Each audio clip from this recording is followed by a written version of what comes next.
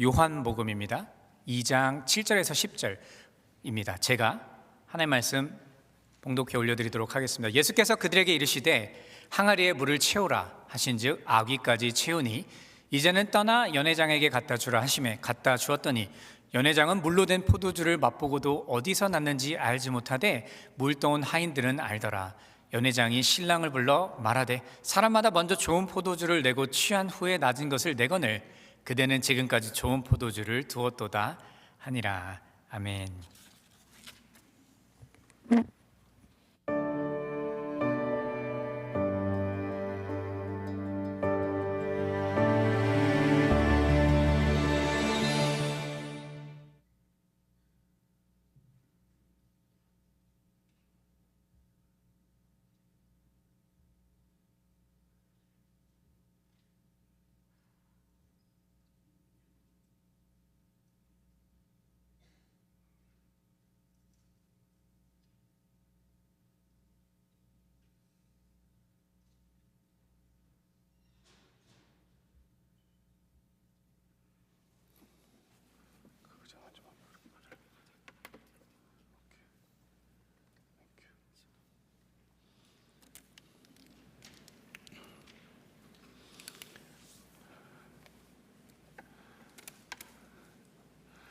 오늘은 여러분들과 요한복음에서 나타난 기적에 대해서 저희가 보려고 합니다. 근데 요한복음에서는 오늘 이 2장에 나타난 기적이 첫 번째 기적이에요. 근데 이제 여러분들이 착각해서는 안 되는 게 뭐냐 하면 요한복음에서 첫 번째 기적이지 예수님이 행하신 첫 번째 기적은 이 기적이 아닙니다. 이게 무슨 얘기냐면 특별히 사도 요한은 이유가 있어서 이 기적을 먼저 이야기했다라는 거예요. 역사적으로 그냥 순서적으로 예수님이 첫 번째 행하신 기적이 뭡니까 해가지고 그렇게 기적을 썼다면 그거는 예수님이 어떤 인텐션이 있으셨나 보다 라고 볼 수 있겠죠. 그런데 이 부분은 사도 요한이 예수님이 첫 번째 기적을 행하신 것이 바로 이것이다 라고 쓴 부분이 있기 때문에 사도 요한은 뜻하는 바가 있었어요. 이 기적을 첫 번째 기적을 쓴 이유가 사도 요한에게는 뜻하신 이유가 있다. 그럼 그 사도 요한이 뜻한 이유는 뭘까요? 왜?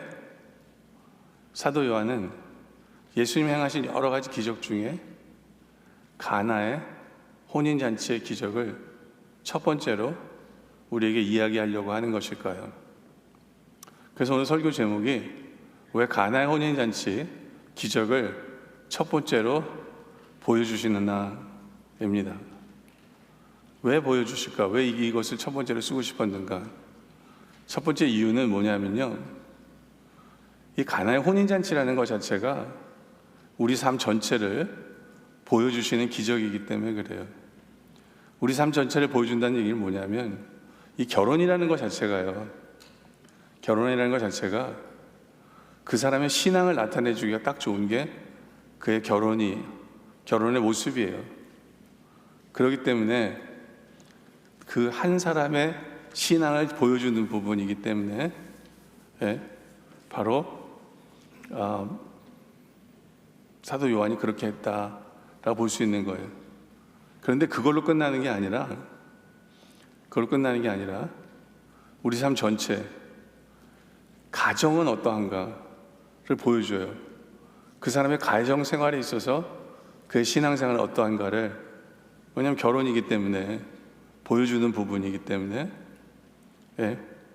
그리고 좀 더 크게 보면 신학자들은 결혼이라는 것은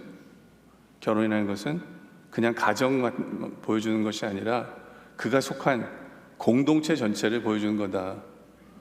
교회, 그 사람이 섬기는 교회, 그 사람이 섬기는 공동체, 이러한 전체를 나타내주는 부분이 바로 결혼이라는 것이기 때문에, 그래서 먼저 결혼에 대해서 이야기를 하는 것이다라고 이야기를 합니다.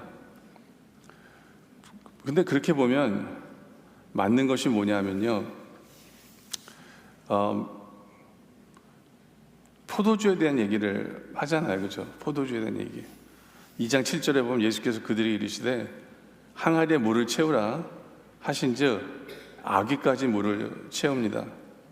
근데 이제 떠서 연회장에 갖다 주라 하심에 갖다 주었더니 연회장은 이제는 떠서 연회장에서 갖다 주라 하심에 갖다 주었더니 연회장은 물로 된 포도주를 맛보고도 어디서 났는지 알지 못하되 물돈 하이드는 알더라.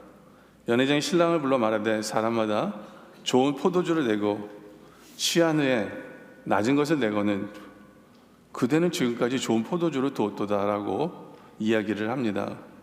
제가 이걸 좀 왜 읽었냐면 많은 우리 한국 분들은요, 이 얘기를 하면 첫 번째로 하는 얘기가 뭐냐면 목사님 보라고 예수님도 물을 포도주로 만든 거라고, 예수님도 포도주를 마셨고, 결혼식에는 그 사람들은 술을 마셨다.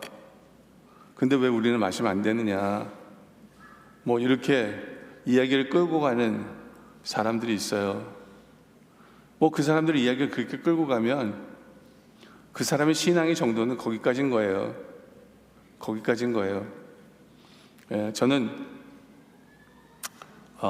신학교 들어가는 허락을 받은 날짜와 결혼식을 한 날이 거의 비슷합니다.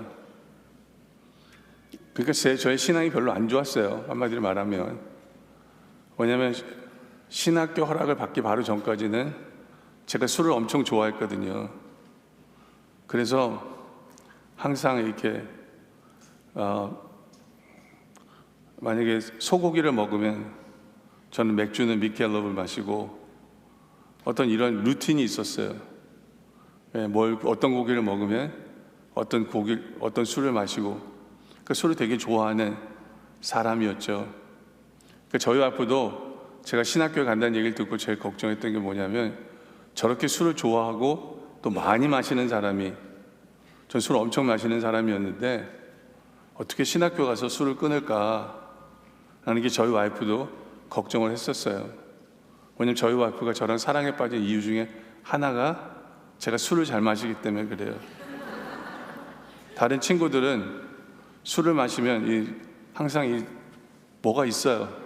누굴 때리든가, 이렇게 세게 때리는 게 아니라 이렇게 뭐 여자처럼 이렇게 때려냈든가, 과거 여자친구 얘기를 하던가, 뭐 옛날에 얘기하는데 스토리가 똑같아요. 스토리가 똑같아요.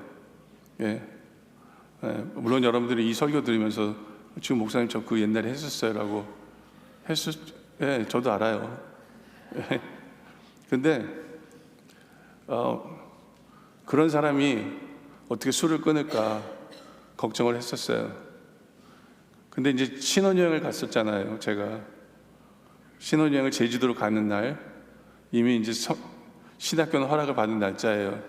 어떻게 보면 세상으로 말하면 전도사인데, 제주도에 갔는데, 그 제주도의 민속촌에 갔는데 동동주에다가 빈대떡을 이렇게 그 샘플로 해놨는데 너무 맛있게 보이는 거예요. 그래서 제가 하나님 앞에 그랬어요. 하나님, 저 이제 신학교 가면 이제 끝인데 마지막으로 제가 동동주랑 이 빈대떡을 먹음으로 제가 이제 제 술 인생은 끝나도록 하겠습니다 라고 하나님께 얘기하고 먹었어요. 근데 문제가 뭐냐면 이 술을 먹은 후에 3박 4일 내내 저는 토하고 난리가 났었어요. 몸이 술이 안 맞나 봐요, 그때부터. 그래가지고 뭐 누가 얘기를 안 하더라도 저는 술이 끝났어요. 술이. 근데 나중에 알았어요. 제가 체질이 바뀐 거를. 뭐 그다음부터는 내가 술이 먹고 싶은데 이런 적이 한 번도 없었어요. 근데 어떻게 체질이 바뀐 줄 알았냐면, 제가 이제 목사가 된 후에 어떤 교인의 누가 뭐 천주교인인데 결혼을 한대요. 그래서 결혼식에 참석을 했더니 천주교인들이 제가 목사라고 본인들 신부 앞에다가 저를 앉히더라고요. 근데 이 신부님은 소주를 너무 좋아하시는 분이더라고요. 그러니까 목사 앞에 앉았는데 소주를 계속해서 마시더라고요. 근데 그 소주 냄새가 역하더라고요. 소주 냄새가 역하더라고요. 그래서 하나님 나를 체질까지 바꿔주셨구나. 그래서 술을 먹고 싶은 생각이 조금도 없었구나 라는 것을 알겠어요. 그러니까 저는 솔직히 자랑할 건 없어요. 왜냐하면 하나님 체질을 바꿔주셨기 거기 때문에 그거 하나 못 이깁니까? 라고 자랑할 건 하나도 없어요. 저는. 그런데 이미 저는 그런 거를 먹고 싶다는 생각이 들진 않았잖아요. 예. 그리고 지금은 어떠냐라고 물어보면 지금은 또 체질이 바뀐 것 같아요. 뭐 술 냄새가 역하지 않아요. 그냥 안 마셔요. 그냥 안 마셔요. 그래서 누가 저한테 물어보잖아요. 왜 목사님은 술을 안 마십니까? 라고 물어보면 제 대답은 딱 한 가지예요. 고린도전서 10장 31절에 써 있기 때문에 그래요. 그게 뭐냐면 그런즉 너희는 먹든지 마시든지 무엇을 하든지 다 하나님의 영광을 위하여라. 그러니까 왜 목사님 술 안 마세요? 하나님의 영광을 가리는 건 안 하면 되는 거예요. 이게 술이 뭐라고 제가 고민을 합니까? 그렇잖아요. 예. 신앙생활에 있어서 하나님의 영광을 가리면 안 마시면 되는 거예요. 안 마시면 되는 거예요. 그렇게 가장 간단하게 여러분들이 답을 갖고 계시다면 여러분은 이미 술을 이긴 분이 맞아요. 그런데 여러분들이 이 술 때문에 아직도 고민이 되고 그렇게 한다면 여러분의 신앙은 아직도 다다르지 못한 거예요. 그것을 통해서 여러분들이 정확하게 답을 얻으면 된다라는 거예요. 근데 저는 자랑할 건 없어요. 왜냐하면 하나님이 그렇게 해주신 거니까 자랑할 건 없어요. 그런데도 불구하고 답은 그거예요. 하나님의 영광을 위해서 하는 거예요. 하나님의 영광을 위해서 안 마시는 거예요. 그렇죠? 간단하게. 그러니까 여러분들이 그런 답을 갖고 계시다면 여러분은 이긴 거고 여러분 신앙의 정도는 바로 그거다라고 볼 수 있는 거죠.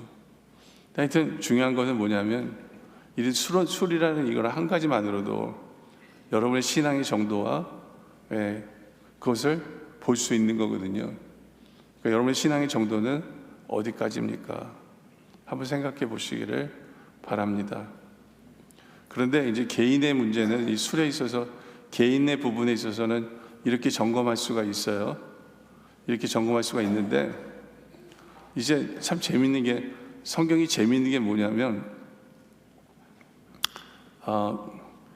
창세기 2장에서 하나님이 에덴 동산이라는 가정을 만드셨잖아요. 그죠? 그게 하필이면 창세기 2장이에요. 2장. 근데 하필이면 요한복음 2장에서는 그것도 2장이죠. 같은 2장에서는 가나의 혼인잔치가 나와요.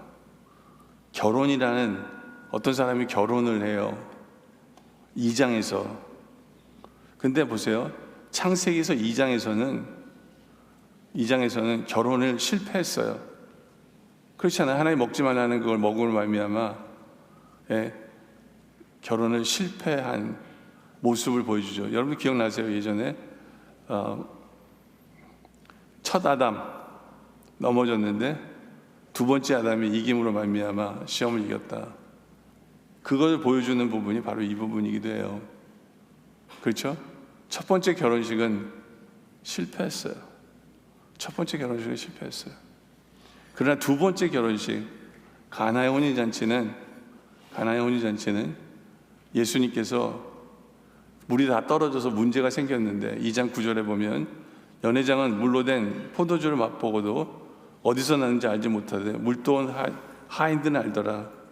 연회장이 신랑을 불러 말하되 야 사람마다 좋은 포도주를 먼저 내고 취한 후에 내는 것이 내건을, 그대는 지금까지 좋은 포도주를 두었던 아니라 이거 좀 너네는 좀 다르네, 너네 가정은 뭔가 좀 다르네 라고 얘기하는 거예요.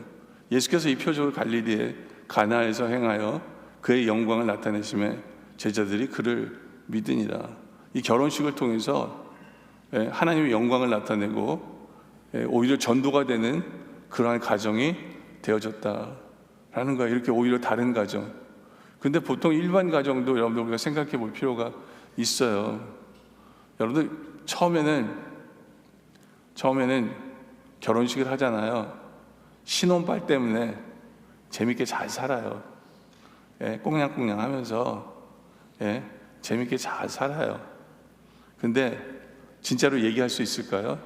야, 보통 가정은 신혼발 때문에 처음엔 잘 살지만 나중에는 그거 다 떨어지고 나면 어떻게 사랑해야 되는지도 모르고 그 가정이 정말 사랑할 줄도 모르는, 하나님께 영광 돌리지도 못하는, 영광을 가리는 그런 가정이 되는데, 야, 너희 가정은 다르네, 이런 소리를 여러분들 들을 수 있습니까? 들을 수 있으세요? 한번 돌아보세요. 우리 가정은 문제가 없는지. 우리 가정은 예수님 안에 있으면 이 답을 얻을 수 있어요. 예수님 안에 있으면. 그리고 또 성경이 재미있는 게 뭐냐면 사도행전 2장을 보면 보세요. 첫 가정은 그 창세기 2장이었죠. 그렇죠?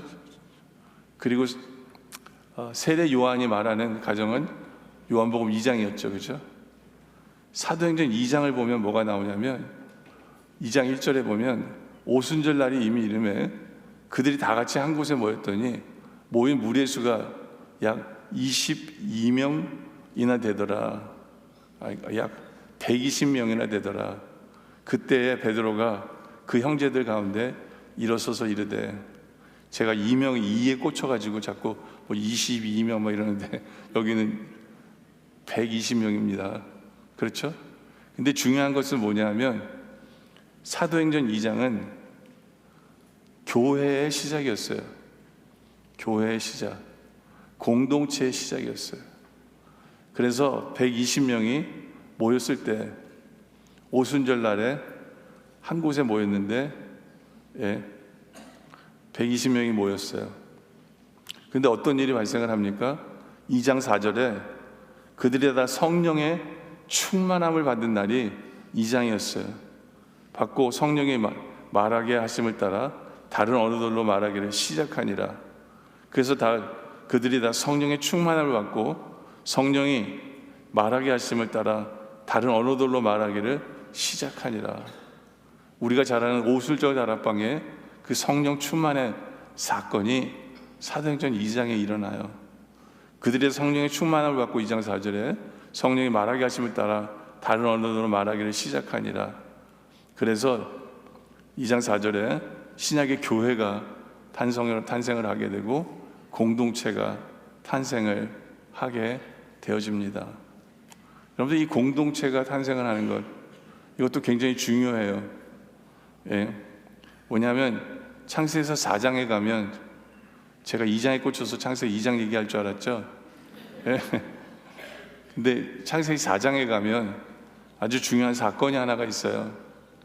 그게 뭐냐면 가인이 그의 아우 아벨에게 말하고 그들이 들에 있을 때에 가인이 그들의 아우 아벨을 쳐 죽이는 사건이 벌어집니다. 자기 형제를 쳐 죽여요. 여호와께서 가인에게 이르시되, 이렇게 물어봐요. 내 아우 아벨이 어디 있느냐라고 물어보십니다. 근데 이 가인이 이런 얘기를 해요. 그가 이르되 내가 알지 못하나이다. 그러면서 하나님 앞에 감히 이런 얘기를 합니다. 내가 내 아우를 지키는 자이니까. 내가 내 아우를 지키는 자니까. 이거 굉장히 중요한 가인의 대답이에요. 이것이 그 당시에 하나님께서 공동체를 만드셔가는 그 과정 속에서 그 당시에 사람들의 영성이었어요. 그들의 영성이 뭐냐면 하나님, 내가 내 아우를 지키는 자이니까, 이게 그들의 영성이었어요. 우리 교회를 말하면 선교적 교회를 향해서 지금 나아가야 하는데 완전히 반대로 가는 거예요. 그러면서 하는 얘기가 뭐냐면 하나님, 내 책임 아니에요.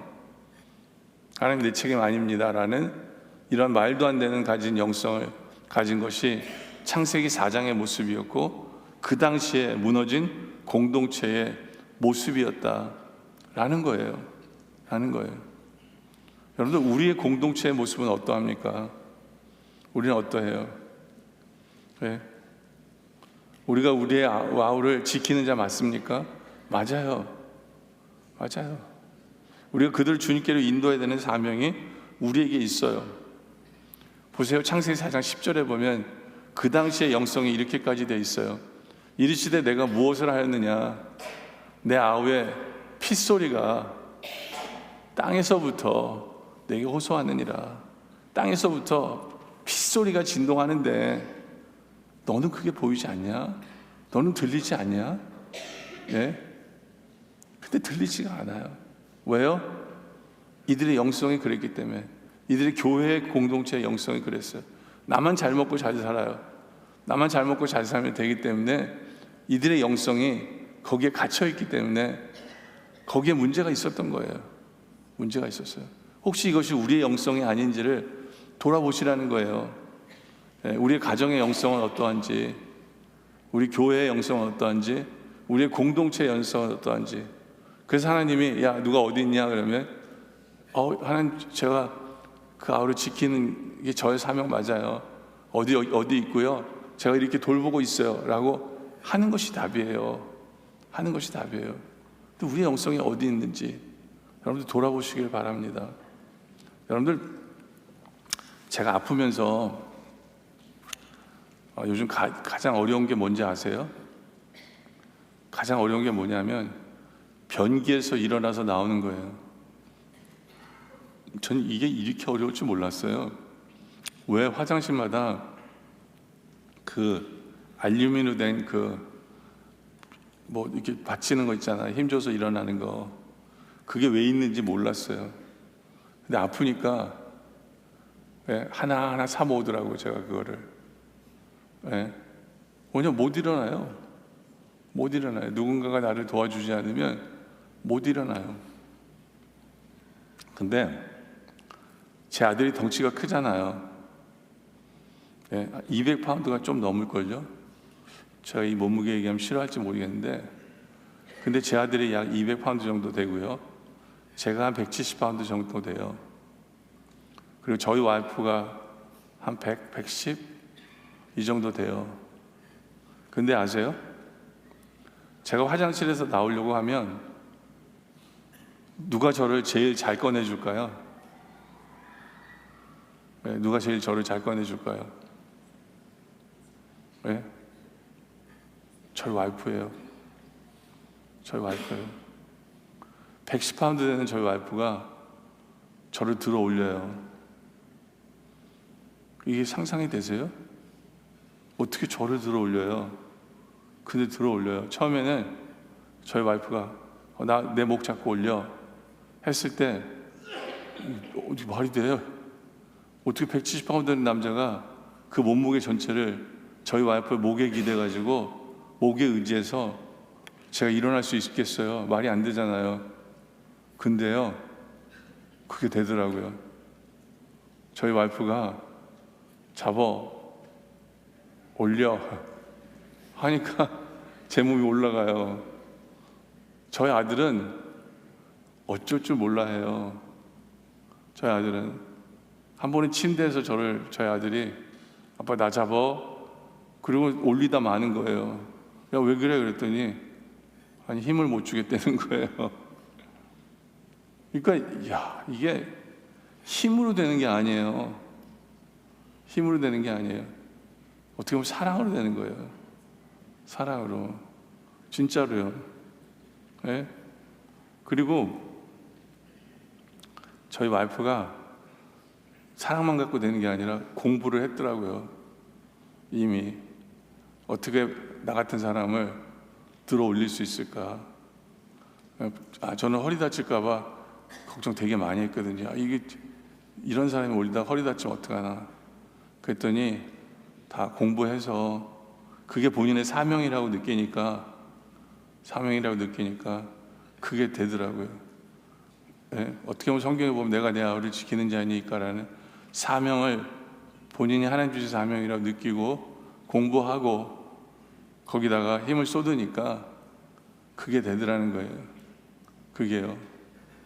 그래서 이게 하나님이 그 주신 사명과 사랑으로 하면 이게 못할 것이 없겠다라는 생각이 들더라고요.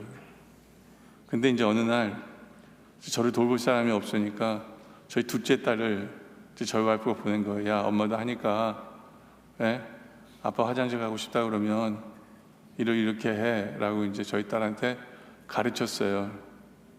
근데요, 저희 딸이 하는데 안 되더라고요. 문제가 뭔지 아세요? 문제가 저한테 있는 거예요. 왜냐면 저희 딸이 임신했잖아요. 온전히 제가 저희 딸한테 맡겨야 되는데 제 몸을 못 맡기겠는 거예요. 예? 저희 사위한테 혼날 것 같은 거예요.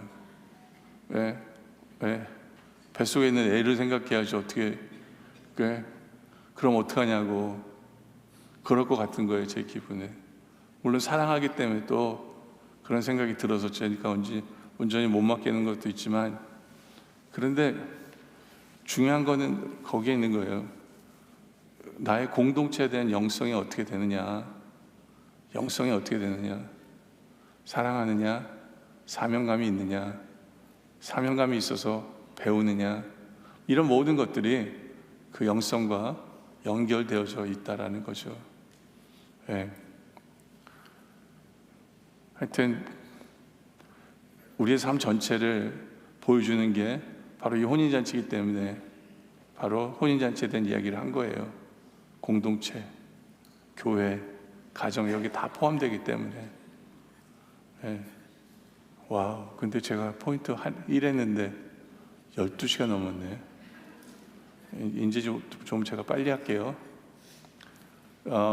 그리고 두 번째는 기쁨으로 이어지게 하시는 역사이기 때문에 그래요. 하나님, 우리의 공동체가 결론은 이거예요. 기쁨으로 이어지라고. 내 개인의 영성이 하나님께 주시는 기쁨으로 이어지라고. 교회도 마찬가지고 가정도 마찬가지고 결론은 하나님께 주신 기쁨이 있느냐라는 거예요. 기쁨이 있느냐. 여러분들 가나안 혼인잔치도 마찬가지예요. 포도주를 물이 변하여 포도주 됐네. 내 인생이 변하여 포도주 됐네. 내 교회가, 내 삶이, 내 가정이 변하여 포도주 됐네. 그것이 상징하는 바가 뭐냐면 기쁨이 됐다는 거예요. 주님 주시는 기쁨으로 가득 찬 공동체가 되었다라는 얘기를 하시는 거예요. 여러분들 세상 사람들도 결혼식에 술이 떨어지면 기쁨이 떨어졌다고도 많이 생각을 하잖아요. 물론 우리는 그렇게 생각은 하진 않아요. 근데 그 당시에 유대인들의 문화도 마찬가지였어요. 그 당시에 유대인들의 문화도 술이 떨어지면 기쁨이 없어졌다, 기쁨을 잃어버렸다라고 생각하는 공동체가 그들의 생각이었어요. 그래서 예수님께서는 그걸 보여주시는 거예요. 야, 걱정하지 마. 더 좋은 포도주, 세상이 알지 못하는, 세상보다 더 생각할 수 없는 그 기쁨의 상징인 포도주를 너에게, 너의 영성에, 너의 가정에, 너의 교회에 쏟아부어 줄게 라고 하나님께서 약속해 주시는 장면이에요. 요한복음 2장 3절에 보면 포도주가 떨어진지라 예수의 어머니가 예수에게 이르시되 야, 저에게 포도주가 없다 하니, 떨어지면 포도주가 없다 하니, 그렇죠? 문제가 발생했어요. 근데 예수님의 어머니는 이 포도주가 없어진, 기쁨이 없어진 것에 대한 문제가 발생했을 때 그 문제를 해결할 줄 아는 사람이 또 마리아였어요. 그게 감사한 거죠. 문제가 발생했을 때 어떻게 합니까? 마리아가 첫째로 문제가 발생했을 때 마리아는 기도함으로 해결해요. 기도함으로. 2장 3절에 포도주가 떨어진지라 예수의 어머니가 예수에게 이르되 야 저들에게 포도주가 없다 하니 예수께서 이르시되 여자야 나와 무슨 상관이 있나이까 때가 이르지 아니하였지만 예수님께서 예수님에게 예수님 포도주가 없어요. 해결해 주세요. 예수님 아직 때 안 됐는데요. 아니에요. 예수님 저 포도주 없어요. 해결해 주세요. 좀 약간 막무가내한 엄마의 모습이죠, 그죠? 그렇지만 이게 기도예요. 기도예요. 예수님 포도주 없어요. 해결해 주세요. 저 예수님만 믿어요. 그리고 기도하고, 그리고는 그 종들에게 얘기해요. 2장 5절에 그의 어머니가 하인들에게 이르되 야 너에게 예수님 무슨 말씀을 하시든지 그대로 해. 이게 무슨 얘기예요? 말씀에 순종해. 말씀에 순종하면 돼. 말은 안 돼도 순종해. 그래서 그 종들이 어떻게 합니까? 2장 7절에 예수께서 그들에게 이르시되 항아리에 물을 채우라 하신즉 아기까지 채운 거예요. 이 사람들도 뭔지 몰라요. 근데 물 끝까지 채운 거예요. 맹물을 끝까지 채운 거예요. 그리고 이제 갖다 놓은 거예요.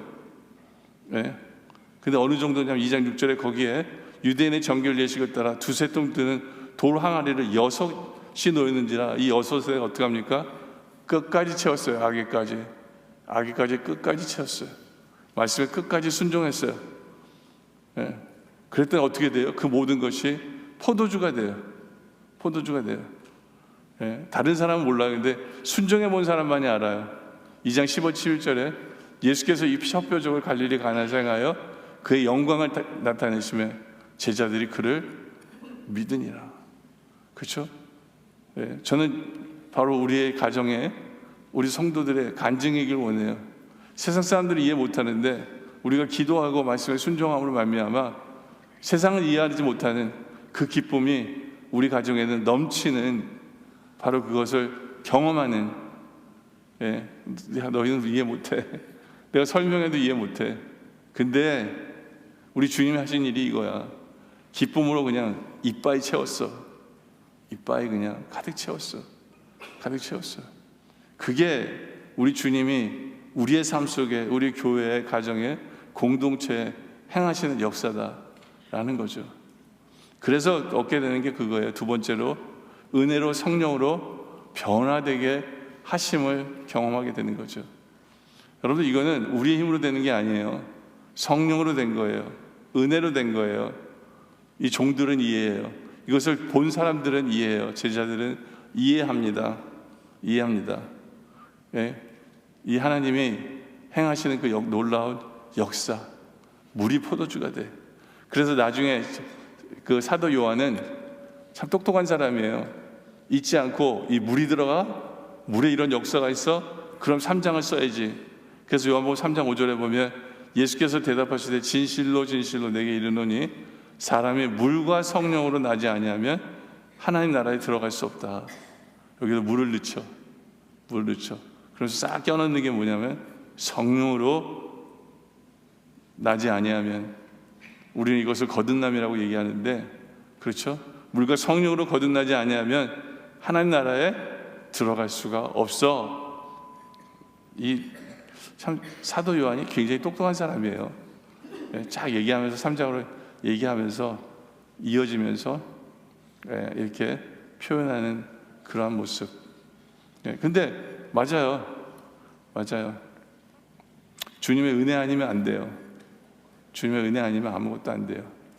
거기에 성령의 역사하심이 아니면 아무것도 안 돼요. 아무것도 안 돼요. 여러분들 우리 앞에 어떤 문제가 발생하세요? 기도하세요. 기도하세요. 기도하라고 문제가 발생하는 거예요. 그리고 순종하세요. 순종하세요. 우리 주님은 이빠이 채우길 원하시는데 우리들은 믿음이 없어서 아이 뭐라는 거야, 대충 갖다 주지, 이러면 안 돼요. 가득 채우고 믿음으로 바라보며 성령의 역사하심을 바라볼 때 거기에 우리 예수님이 행하시는 모든 것을 보게 되고 그것이 우리의 간증거리가 되고 그것이 하나님께 영광이 되는 도구가 되어진다라는 거죠.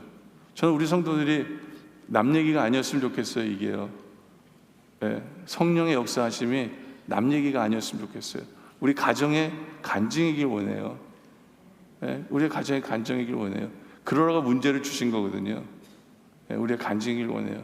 그래서 정말 기쁨으로 가득 채우시는 우리 가정의 공동체, 기쁨으로 가득 채우시는 주님 때문에 우리가 너무 기쁘기를 원해요. 너무 기쁘기를 원해요. 예? 하여튼 중요한 것은요, 우리 주님은 우리에게 기쁨을 주시기를 원하신다. 기쁨으로 가득 채우기를 원하신다. 우리의 가정도 그렇게 되기를 원하신다 라는 거죠. 그런데 여러분들, 우리가 꼭 기억해야 되는 게 뭐냐면, 우리의 가정이 기쁨으로 가득 차려면 한 가지를 행해야 돼요. 그건 뭐냐면 십자가예요. 예? 항상 많은 분들이 야, 너 왜 결혼하려고 하니? 그러면 사랑받기 위해서 결혼하려는 사람들 되게 많아요. 사랑받기 위해서. 근데 그런 목표로 결혼하면 그건 실패해요. 왜냐하면 우리 결혼을 만드신 분이 누구예요? 우리 예수님이잖아요. 그렇죠? 근데 그 결혼을 만드신 분이 우리에게 얘기하세요. 야, 너 결혼에 성공하고 싶고 기쁨이 가득 차길 원하니? 그러면 네가 십자가에서 피 흘림을 기억해야 돼. 물이 변하여 포도주 됐네 라는 그것이 예수님의 보혈이거든요. 예수님의 보혈이 어떻게 된 거예요? 예수님 십자가 지셨을 때 보혈이 된 거예요. 예수님 십자가 지셨을 때. 십자가 없이는 안 돼요. 네? 그 결혼은 사랑받기 위해서 결혼하는 게 아니라 내가 사랑하기 위해서 결혼하는 거예요. 사랑하기 위해서. 예수님처럼 결국엔 내가 십자가 지고 피 흘리기 위해서 결혼하는 거예요. 그것이 여러분의 목표가 되고 피 흘리는 삶을, 결혼 생활을 이어갈 때 결국에는 물이 변하여 포도주가 되는 그러한 놀라운 역사가 여러분의 가정에 간증거리가 되는 거예요. 여러분들, 저도 쉽게 얘기하고 싶어요. 사랑받고 싶어서 결혼하세요. 결혼하면 좋아요 라고 쉽게 얘기하고 싶지만 절대로 그렇지가 않더라고요.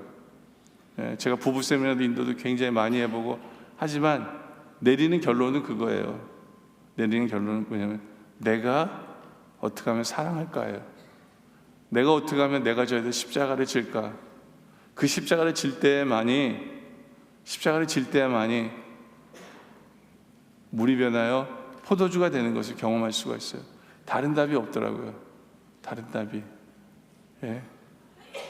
그 때문에 내가 져야 될 십자가가 뭘까? 그래서 내가 이렇게 사랑하기 위해서 결혼하는 여러분들이 되시길 바라요.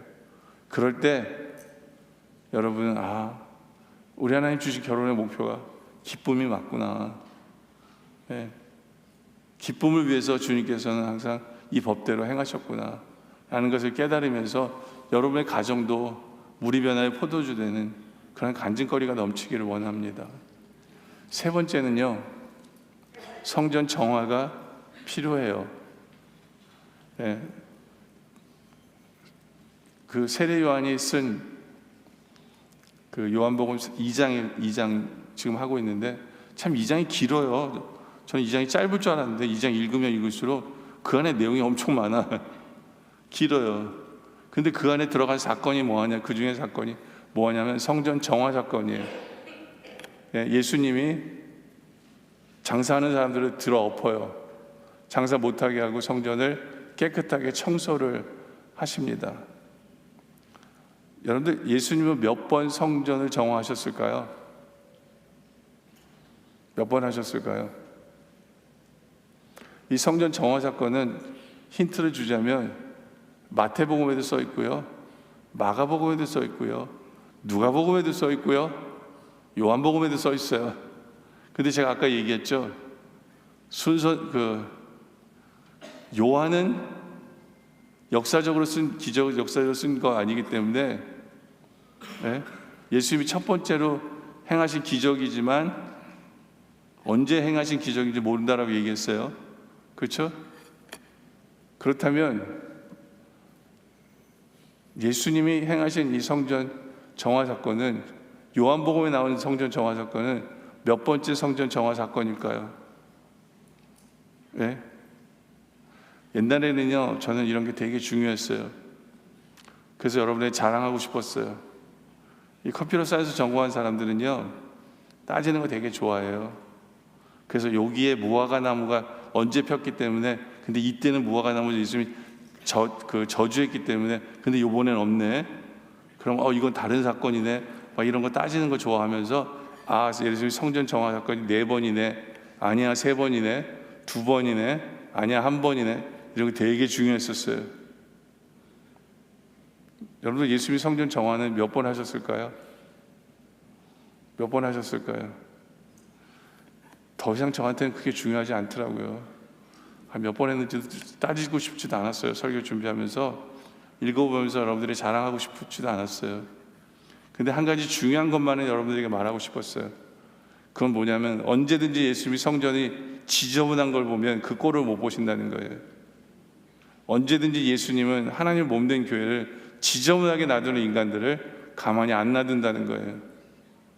예수님은 하나님 몸된 교회를 뒤지고 엎기를 원하세요. 예수님은 하나님 몸된 교회가 깨끗하길 원하세요. 왜냐하면 하나님이 거룩하시기 때문에, 하나님이 기도하는 집이기 때문에 예수님은 하나님 교회가 깨끗하기를 원하세요. 그래서 몇 번 하셨는지가 중요한 게 아니라, 우리가 인생 속에서 교회 청소를 몇 번 했는 게 중요한 게 아니라, 하나님 몸된 교회가 지저분하고 더러운 부분이 있고 거룩함을 망가뜨리는 부분이 있다면 우리는 당연히 뭐 해야 되는 거예요? 일어나 청소해야죠. 그게 답이에요. 일어나 청소하는 게 답입니다. 그렇죠? 꼭 제가 이런 설교하고 나면 저한테 이메일 보내시는 분들 있어요. 목사님, 제가 따져보니까 몇 번 했더라고요. 아마 맞을 거예요, 여러분들이. 아마 여러분이 맞을 거예요. 근데 어느 순간 그게 중요하지 않더라고요. 그 예수님의 마음이 중요하더라고요. 여러분의 마음은 어떠합니까? 하나님 몸된 교회가 지저분하고, 하나님 몸된 교회가 거룩한 길을 걷지 아니하고, 하나님 몸된 교회가 말씀에 순종하지 아니하고 엉뚱한 길을 걸어갈 때 몇 번 했느냐가 중요한 게 아니라, 정말 이러면 안 되지. 하나님 몸된 교회를 일어나서 다른 사람을 누구에게 이렇게 왜 안 하니라고 얘기하는 게 아니라, 청소하자. 청소하자. 하나님 몸된 교회가 이러면 안 되지. 라고 그렇게 나오는 우리들이길 원해요. 특별히 이 하나님 몸된 교회는요, 우리 몸을 상징해요. 우리 몸을 상징해요. 그래서 고린도서 3장 16절에 너희가 하나님의 성전인 것과 하나님의 성령이 너희에는 계시는 것을 알지 못하느냐. 누구든지 하나님의 성전을 더럽히면 하나님이 그 사람을 멸하시리니 하나님의 성전은 거룩하니 너희도 그러하니라. 이제는 하나님의 몸된 교회가 더럽다고 생각하고 치워야 된다고 생각하는 사람은 결국에는 내 몸까지도 생각하는 거예요. 왜냐하면 내 몸이 하나님의 성전이기 때문에. 하나님의 성전이기 때문에. 그래서 고린도서 6장 19절에 너희 몸은 너희가 하나님께로 받은 바 너희 가운데 계신 성령의 전인 줄 알지 못하느냐. 너희는 너희 자신의 것이 아니라 값으로 산 것이 되었으니 그런즉 너의 몸으로 하나님께 영광을 돌리라. 너의 몸으로 하나님께 영광을 돌리라. 이것이 우리 주님이 우리에게 원하시는 바다라는 거예요. 이것이 우리 주님이 원하시는 바다라는 거죠. 여러분들, 이제는 우리 몸도 하나님의 성전이기 때문에 이제는 우리의 몸도 깨끗하게 함으로 말미암아 우리의 몸으로 하나님께 영광을 돌리는 우리 모두가 되어지시기를 주님의 이름으로 축원합니다. 기도드리겠습니다.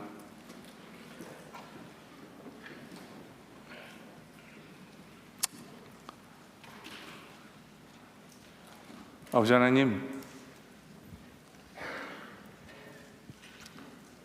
오늘 말씀 가나의 혼인잔치를 우리에게 보여주시면서 우리 신앙의 정도가 어떠한지를 돌아보게 하심에 감사를 드립니다. 아버지 하나님, 우리의 신앙의 정도가 개인으로 볼 때에도 하나님께 영광을 돌리고 하나님을 기쁘시게 하는 그런 우리 모두가 되게 하여 주시옵소서. 당연한 것을 가지고 싸우고 흔들리고 넘어지는 것이 아니라 이제는 당연한 것을 가지고 당연하게 결정하고 당연하게 주님 원하시는 기쁨의 길을 걸어갈 줄 아는 우리들 되게 하여 주시옵소서. 아버지 하나님, 정말 우리가 어떤 문제가 발생했을 때 기도하게 하여 주시옵소서. 말씀에 순종하게 하여 주시옵소서. 그런 간단한 모든 문제를 정확하게 하나하나 해결함으로 인하여 우리 가정에, 내 삶에, 우리의 공동체 속에 우리 교회가 물이 변하여 포도주가 되는 놀라운 역사를 체험하는 우리들 되게 하여 주시옵소서. 아버지 하나님, 정말 우리에게 기쁨으로 가득 찬 공동체를 허락하기 원하시는 하나님의 뜻을 바라봅니다. 물이 변하여 포도주 되는 그러한 놀라운 역사. 근데 그것이 어려운 것이 아니라 이미 주님의 목표에 그것이 있음을 바라보며 우리는 물이 변하여 포도주 되기 위해 기도하고 말씀 보며 성령님 붙들며 나아감으로 말미암아 그 성령님의 역사하심이 우리 안속에 잠속에 넘치게 하여 주시옵소서. 아버지 하나님, 우리의 몸이 하나님의 성전인 것을 기억하며 나아가게 하여 주시옵소서. 그러므로 말미암아 정말 우리의 몸을 통해 우리의 몸으로 하나님께 영광을 돌리는 그러한 삶을 살아가는 우리 모두가 되게 하여 주시옵소서. 아버지 하나님, 오늘 말씀에 감사드리며 예수님의 이름으로 간절히 기도드립니다. 아멘. 우리 다 같이 일어나셔서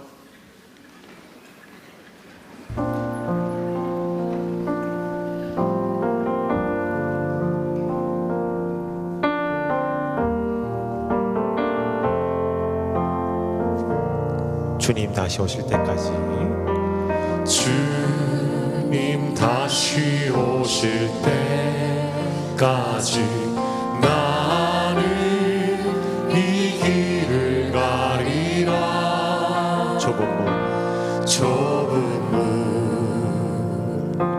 좁은 길 나의 십자가 지고 나의 가는 이 길 끝에서 나는 주님을 보리라. 영광의 내 주님 나를 맞아주시리. 다시 오실 때까지 나는 일어나 달려가리라. 주의 영광 온 땅 덮을 때 나는 일어나 노래하리.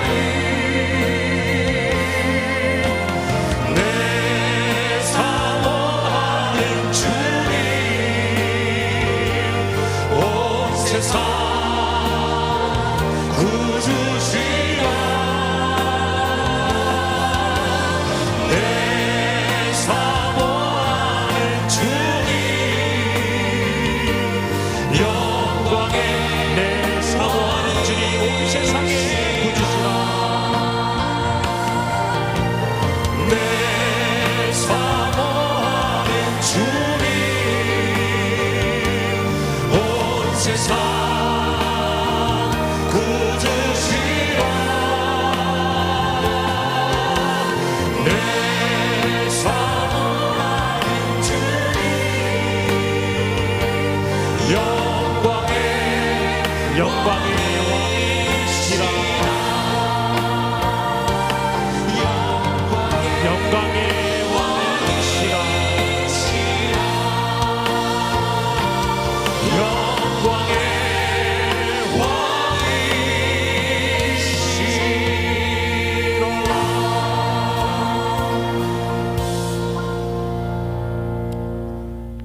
주 예수 그리스도의 은혜와 성부 하나님 아버지의 놀라우신 사랑하심과 성령의 감화 감동 교통하심과 역사하심이 이제 우리 보러 깨달으라고 가나의 혼인잔치를 보여주신 주님 때문에 먼저 우리의 신앙을 점검하고 우리의 가정이, 우리의 공동체, 우리의 모든 것을 제대로 점검함으로 말미암아 우리의 가정에게, 우리의 공동체에게, 우리에게 기쁨이 넘치도록 하기 위해서 우리에게 쏟아부어 주시는 그 주님을 경험하고 간증하고 체험하는 바로 그러한 영락의 성도들 되기를 소원하는, 바로 그러한 예수로서 구주를 영접한 모든 성도들이 되기를 소원하는 바로 우리 영락의 성도님들 머리머리 위에 우리 주 오시는 그날까지 영원토록 함께 하시기를 간절히 축원하옵나이다. 아멘.